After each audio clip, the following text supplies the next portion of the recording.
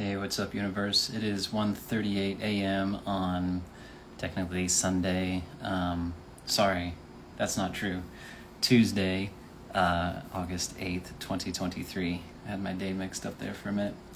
I am not exactly sure how to start this video. There's a lot of inspiration for it, and I find it interesting, the things that have been kind of coming back up for me or coming into my consciousness or my awareness or kind of across my table, so to speak. And I've been checking in with myself around how I am personally responding to the information. And I'm glad to say that I'm not responding to it the way that I used to. Although I find it curious that my attention is my focus and my attention is being directed towards it again. And it ties into a little bit about, what I have gone through myself financially, what I'm going through right now. Let me just kind of get into it without being kind of, elusive about it. So obviously the quantum computing stuff, AI stuff has been kind of on my mind. I also made a video about central banks. And let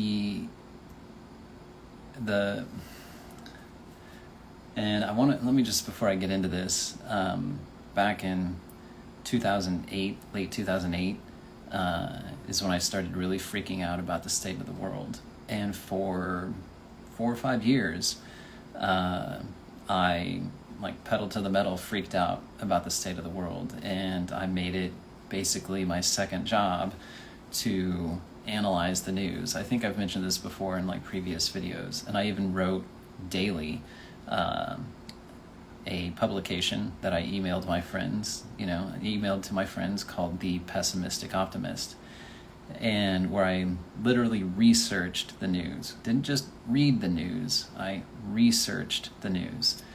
And I stopped doing that in 2014,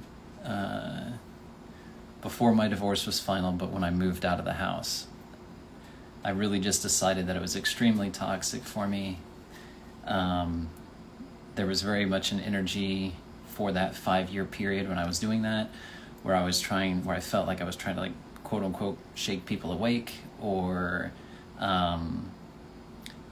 make people aware of things, and it just really was not healthy for me. It was alienating to my relationships, and it just had a whole energy about it that was not conductive didn't have any positive impact. Now, that being said, there was a lot that I learned, a lot of things that fed my fear, and just a lot of things that are true that most folks don't really pay attention to. And this kind of goes into, when I said that one guy, in the Scouts, he used to kind of give me grief about it because he thought I was a conspiracy theorist, or I thought I was a little off my chain with some of the things I would talk about, especially around finances, the Federal Reserve, fiscal policy, monetary policy, how these things play out, what's going on, what's what. And then when I met this gentleman again in April or early May, he was he had a big change of heart. And to give you guys a quick resource, if you want to know an extremely well documented, and you can get all of the resources for this documentation about the Federal Reserve and about the United States monetary policy and how it came to be, and why things like SVP or SVB, Silicon Valley Bank, the latest one, the 2008 financial crisis, these are not surprises. The book, The Creature from Jekyll Island, is by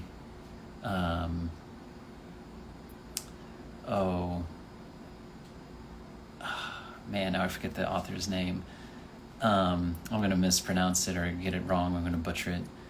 Anyway, The Creature from Jekyll Island is, like, hands down, an excellent book that documents the entire creation of the Federal Reserve and how it indeed was like a noted conspiracy even by the people that conspired to create it. Like, as time went on, the conspirators themselves basically confirmed the conspiracy.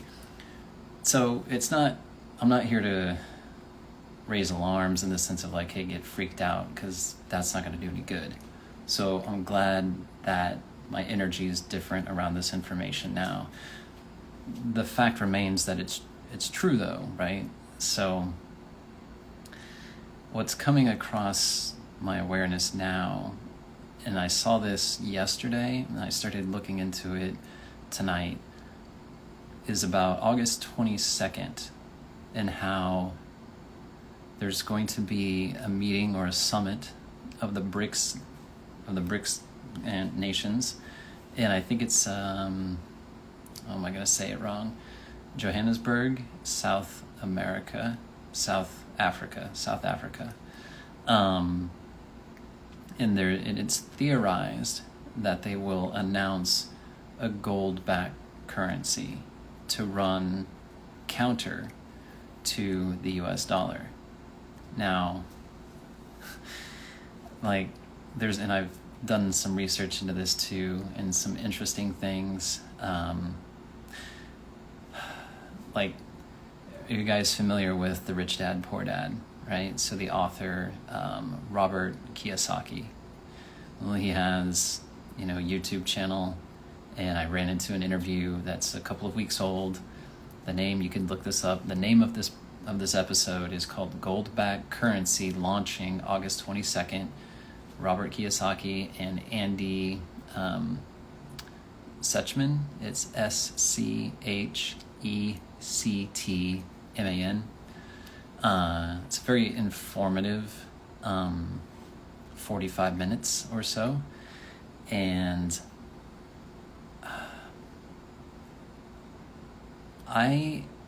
the thing that's coming up for me is that I'm just curious if that announcement will actually be made. One, and because people are speculating that it will be announced. This is something that has been talked about for a long time. Some other type of world reserve currency. Not just with the BRICS nations. The IMF has been talking about it. This has been definitely a trajectory since I started researching it back in 2008 and 9. And the continuation of the way things have unfolded since then, and especially here recently, like,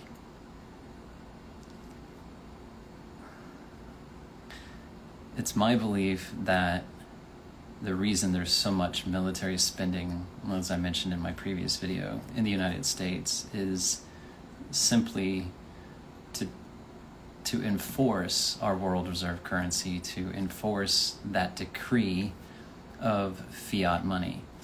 Now, since I haven't been researching this, it's been out of my awareness for quite some time, because what I did in 2014 is I stopped freaking out about the state of the world and I turned completely internally, which means I started working on myself and doing self-development and all of this kind of a thing, and just focusing on me and what I can control and my own internal state, my own world, my own space, which was extremely beneficial for my mental space.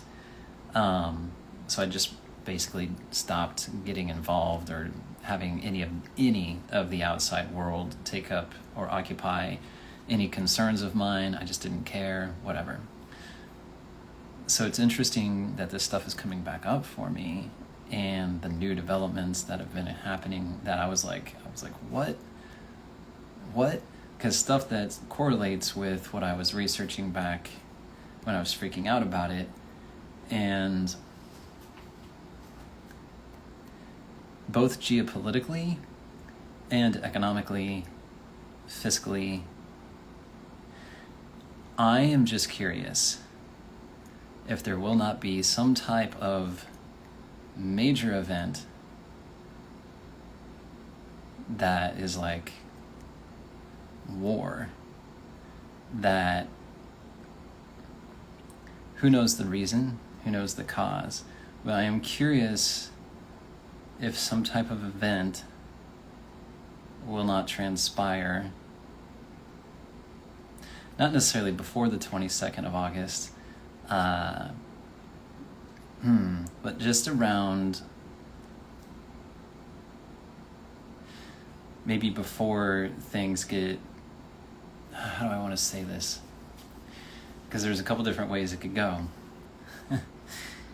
Basically right now, and I would totally recommend listening to this Robert Kiyosaki podcast or YouTube video, because there's just a wealth of information, stuff I don't really feel like getting into, because you might as well just hear it from the horse's mouth. These guys,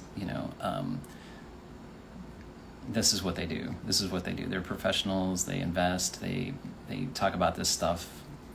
I'd be meandering way too much to make this worthwhile. Well, the gross amount of wealth that is on the table or on the line, it just makes me wonder, like,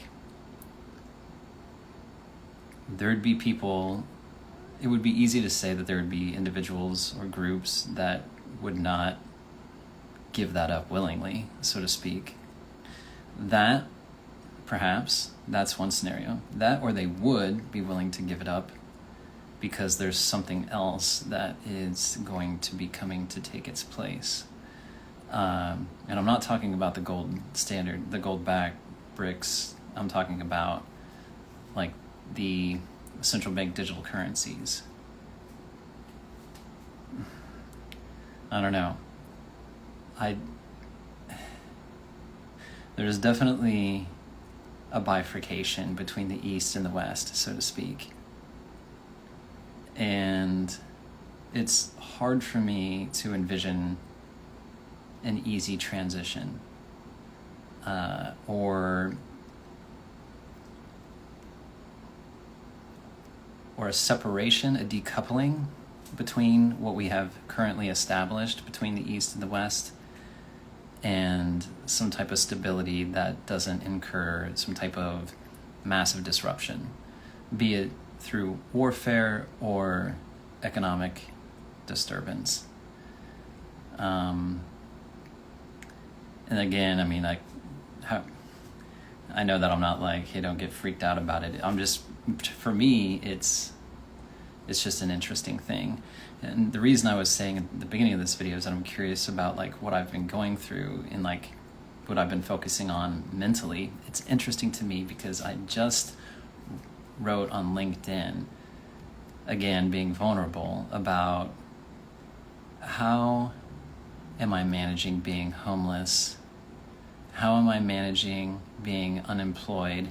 And how am I managing just having $35 in cash?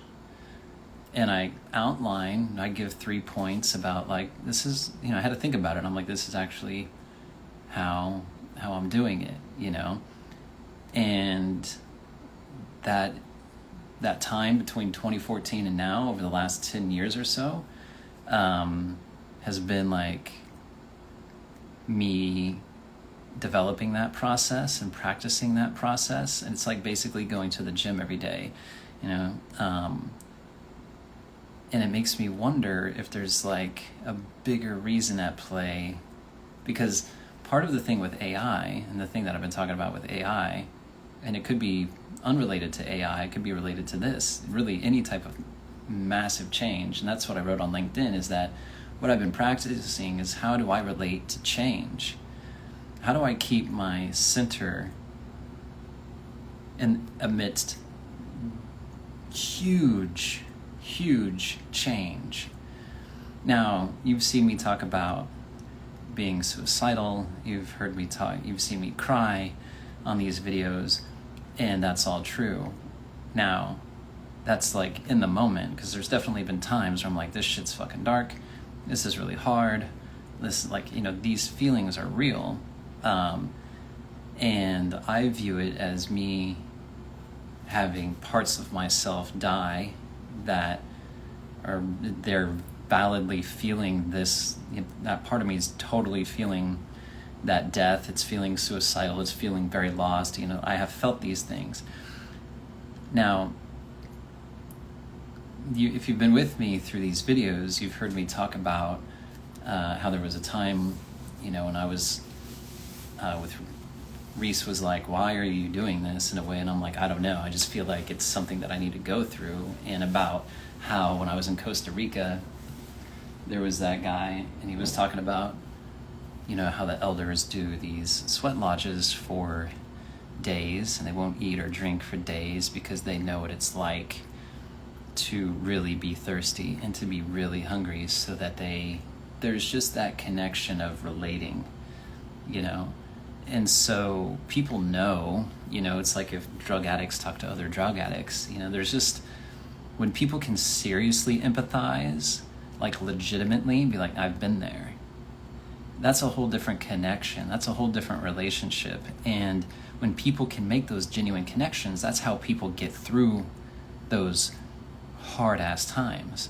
Now, I don't know, because I don't know what the universe has planned out for me, if I was meant to experience all of this because something's going to happen, and because I'm meant to connect with people in a variety of different ways because things are going to happen.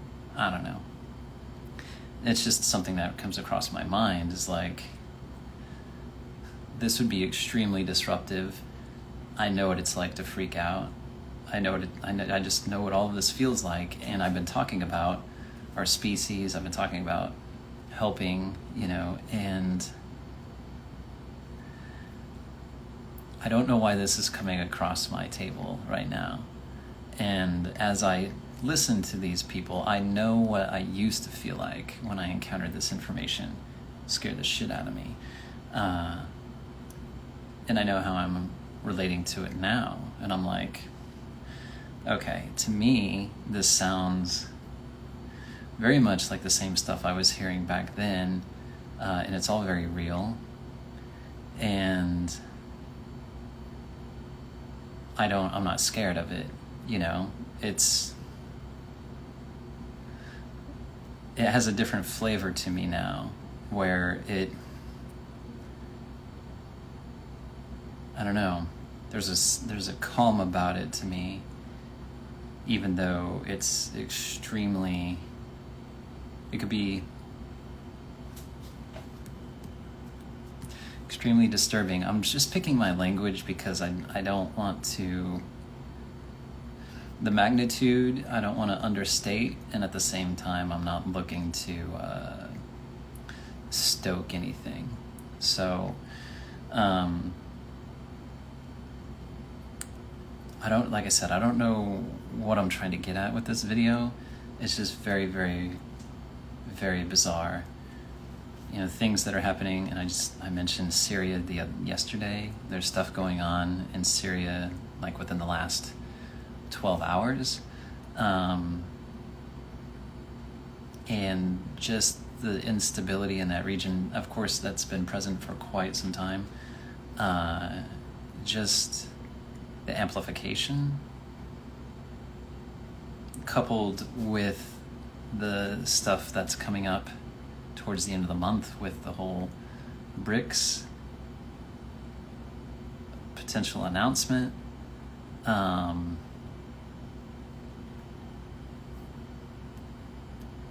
don't know. And let's see, I have like notes written down, but I just, again, I didn't want to like kind of come out and be all amped about it, because I'm not actually feeling that. But there is definitely some interesting things. Money is such an important topic that we are, as a society and a culture, grossly undereducated on.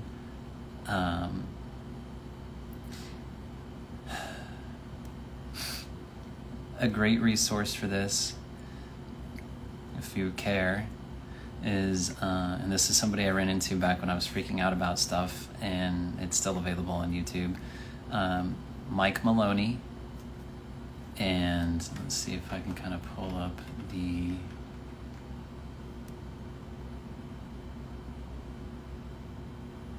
Yeah, okay, sorry. Mike Maloney, it's Maloney, in The Hidden Secrets of Money. It's like maybe a 12-part series.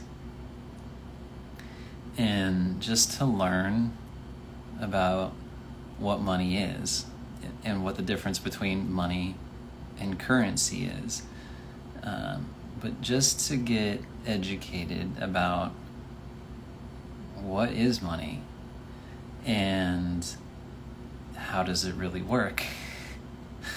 It really elucidates, brings to light these geopolitical kinds of things. It really brings a certain awareness around the unfolding of the geopolitical aspects of things as well, and why certain events are extremely salient and important. It helps give an understanding to why certain things may be initiated. It gives a different flavor to the impact of certain decisions. And because there might be things that we see in the news say that either doesn't matter the president, but that the president may do certain policies that they may adopt, and we might celebrate them here in the States. We might be like, that's a great idea. And it might be for all of this kind of a thing that sounds great. Yet, without understanding how money works and how it impacts how these other relationships are entangled in that, it can really make one unaware of the broader impact.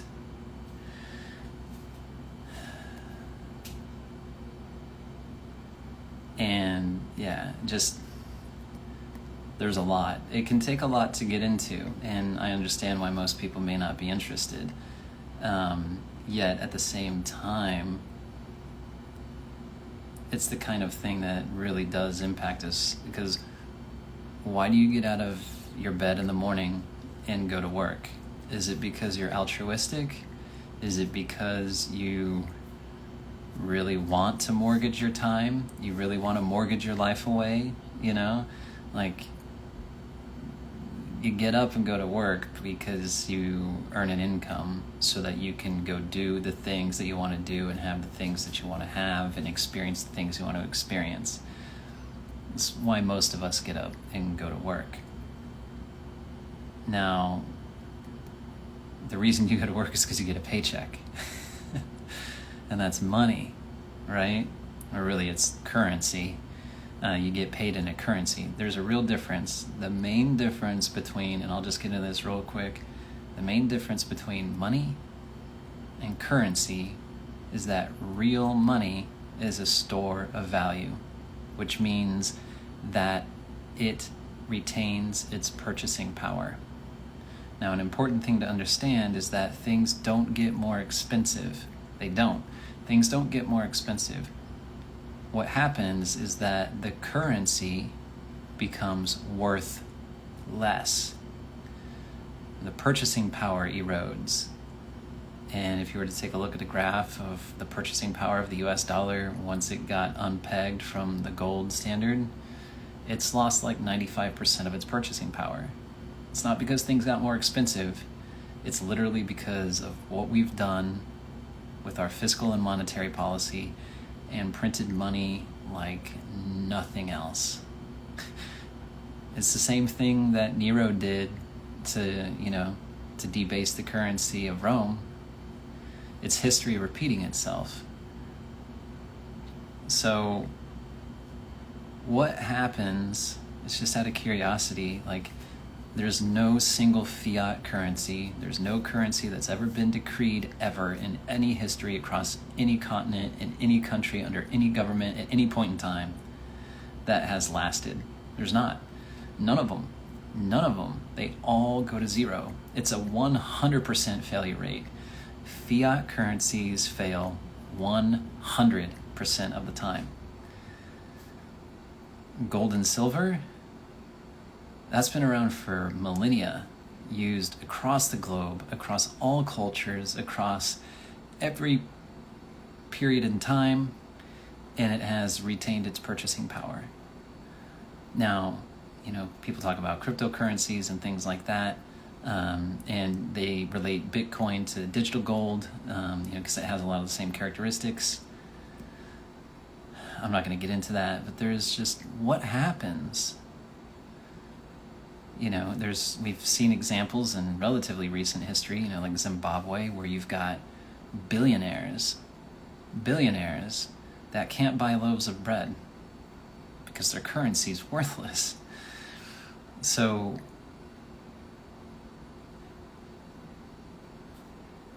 what happens?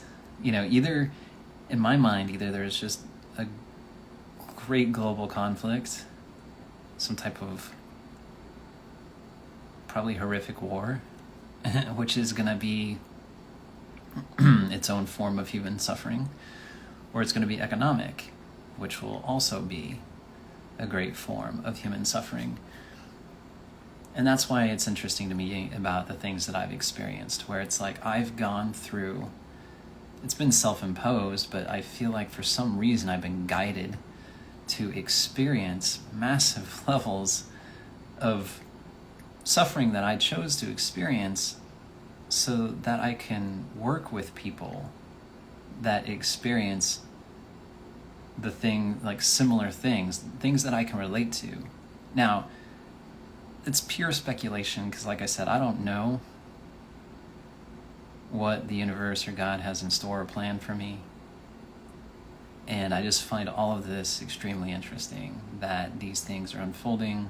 It's coming across my awareness again. And this announcement on the 22nd is a completely different type of announcement than anything I was researching back in 2008 going forward. It's something that had been talked about. There have been plans. There's been speculation about it. If there is literally an announcement, and then not only that, like decisions that we made, what we told like Saudi Arabia about us going green. Again, this is like a policy thing that we might celebrate here in the States, being like, hey, we're moving away from oil, we're going green, all of this kind of thing. I understand that like environmentally that sounds really great. We can't just do that overnight. And I know that it was like by 2030 or something like that. Well, the petrodollar, right? There's a reason that we've been able to maintain the world reserve currency. There's a reason that this crazy amount of money that we've printed hasn't flooded back into our system, into our own pockets, is because of the peg to oil, And so if we tell Saudi Arabia and the OPEC countries that, hey, we're going green, and they're like, well, we don't need the dollar anymore then they look to maybe joining the BRICS, and there's just, you got Saudi Arabia, Turkey, Egypt, maybe even Japan and Mexico looking at joining the BRICS. Like, we're talking about a lot more countries joining a whole different banking structure and economic structure than what we've been living under, and I say we, like the Western society, for the last, 60 years or more. That's a dramatic shift. And so that announcement, again, it's speculated, yet very plausible, very possible. That would be a big deal. So I've been talking for a while, and again, if you're at all interested, Mike Maloney, check him out. Robert Kiyosaki, these guys, and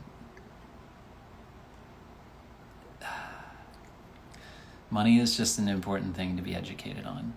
And I know that that sounds odd coming from somebody that is homeless and poor, right? Basically, by all looks and appearances, I'm homeless and poor. So who the hell am I to be talking about this?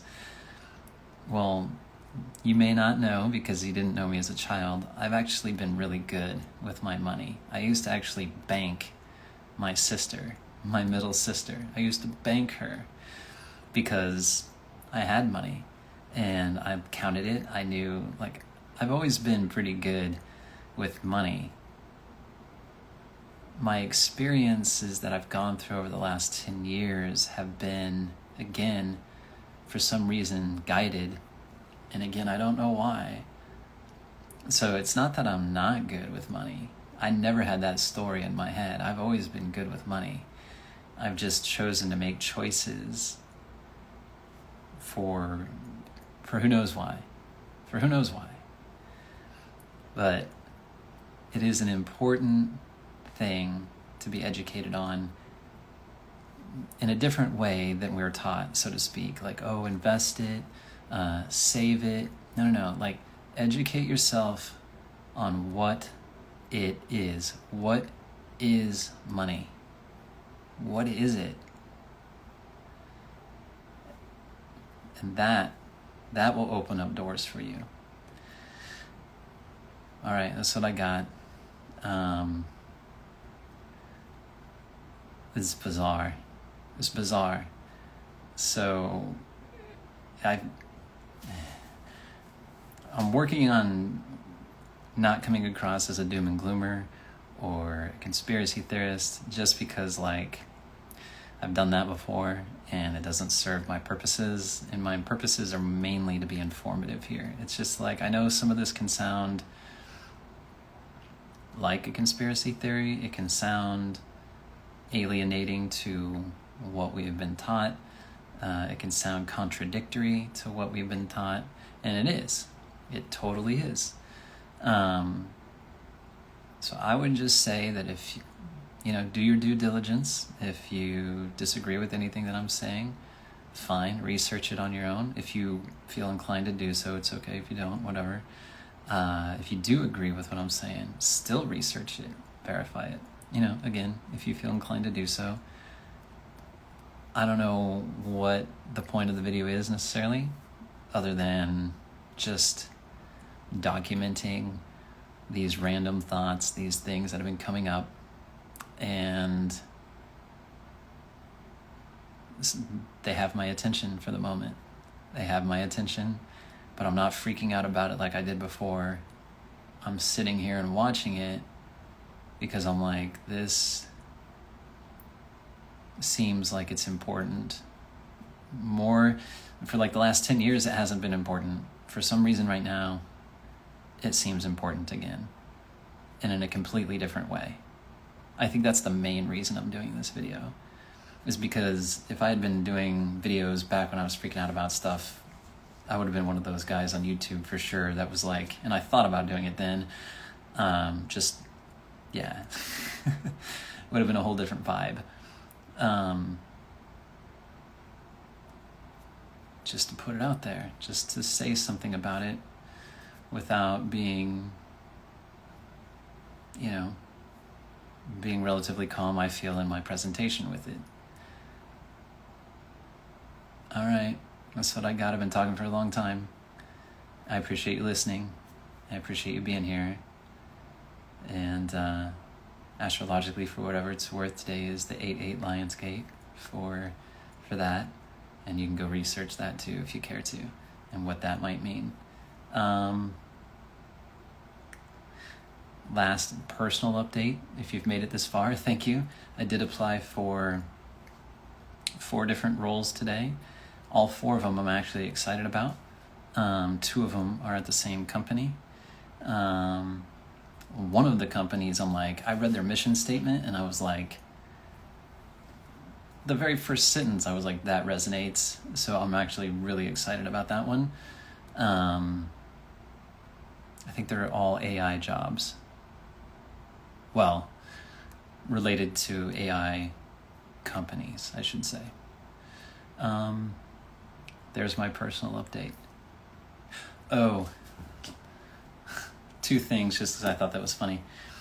I was able to get a pot from the front desk, and I had my first hot meal in a couple of days. So I ate some noodles with avocado oil because I still had some from when I moved out, and some garlic salt. That was delicious. Very basic meal. Absolutely delicious. And Clover Valley, I know that's backwards probably, these brown sugar cinnamon Pop-Tart things by Clover Valley that are not actually Pop-Tart like brand. Delicious. $1.25, just as good as normal, name brand Pop-Tarts. The other ones, these guys, these fudge ones, it's not like they're horrible, but like, the Pop-Tart brand ones are better. The brown sugar cinnamon, pretty good. All right, there you go. I'm going to end it on some levity, and there's a pro tip. Hey, in case, we ever need to, maybe this will be relevant in short order. Who knows, right? Let's hope not. Let's just try to laugh about it right now. Okay. Thanks again for being here. I love you guys, and I really appreciate the time and your focus and attention. Thanks for listening. Thanks for being here. All right. I love you guys. Bye.